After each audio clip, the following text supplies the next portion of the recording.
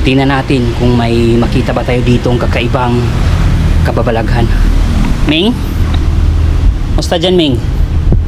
So dito may nakita tayong Ming. So dito tayo dadaan, no? Tingnan natin kung gaano kalawak ang sementeryo na to. So ito, dito tayo magsisimula, no? So malinis, mukhang walang mangkukulam dito, pero hindi natin alam. So bawat exploration natin, hindi talaga natin alam kung ano yung mangyayari. Tulad kanina, meron tayong nakitang magjowa, kahit sobrang tirik ng araw ay nandun, naghahalikan. So may mga musilyo dito. Ito kakaibang puntod, oh. Kakaiba yung design ng nicho. Bakit kaya may ganyan? May fins. Oh, baby angel nasa itaas.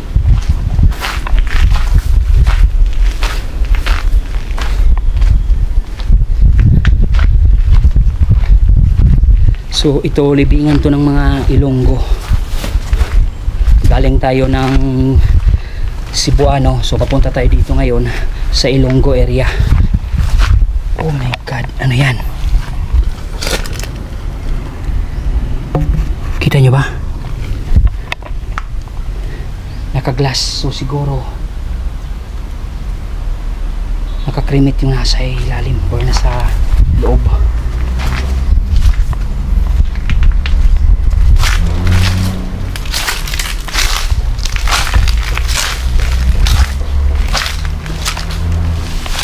Malay natin may mangkukulam tayo dito ngayong maabutan. So kakaibang libingan, oh.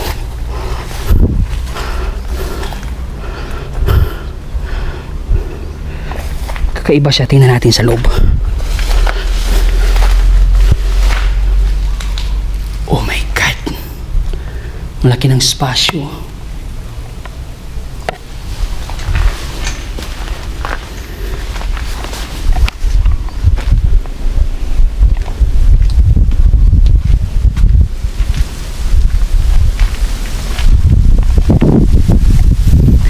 So halos inilibing dito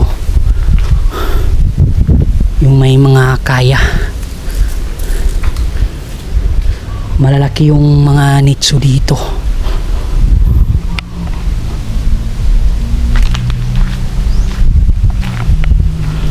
Sobrang luma na ng larawan na nasa loob, oh.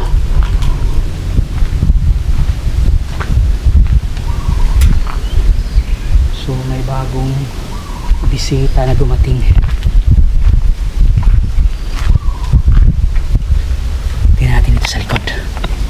Uy, mayroong bumibisita dito.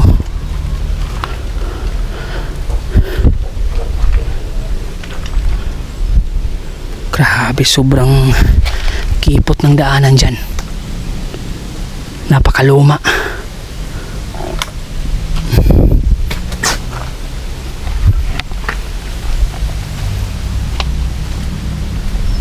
So may mga dalaw sila dito kahit linggo ngayon. So ito yung entrada, nandun lang yung malaking cross, no? So ito parang kapilya to. So dito sa likod, tingnan natin. Uy, ano to? Akala ko underwear.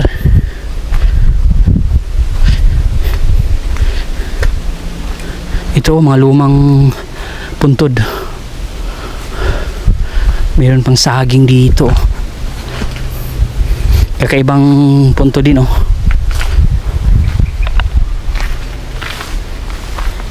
So hindi masyadong malawak.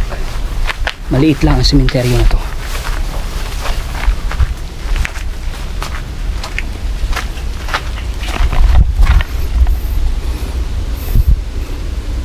...11 years old lang siyang pumanaw. Sobrang bata. Oh my god. Ito yung isa sa pinakalumang puntod siguro dito. Ito na yung bandang likuran, no?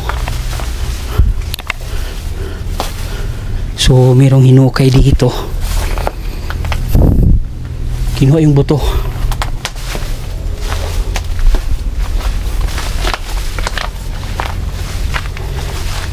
Grabe, masukal yung cemetery nila dito.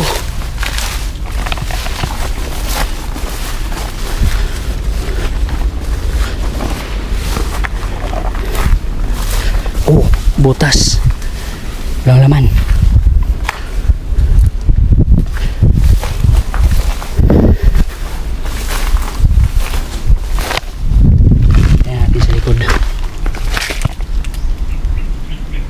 Yan yung likuran.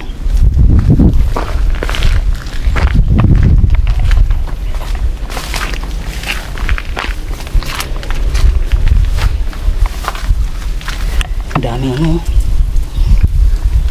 Anong tawag nito?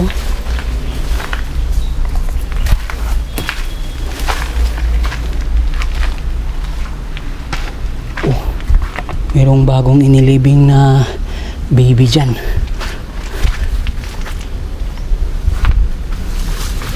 Tingnan natin dito.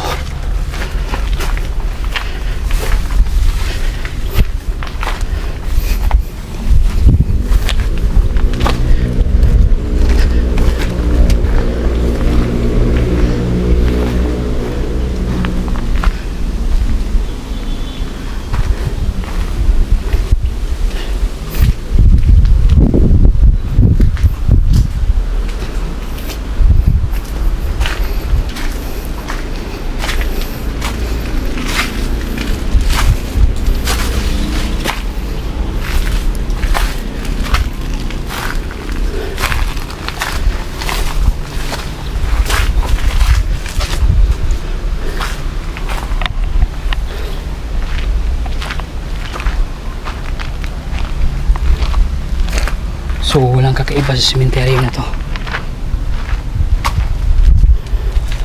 Normal lang.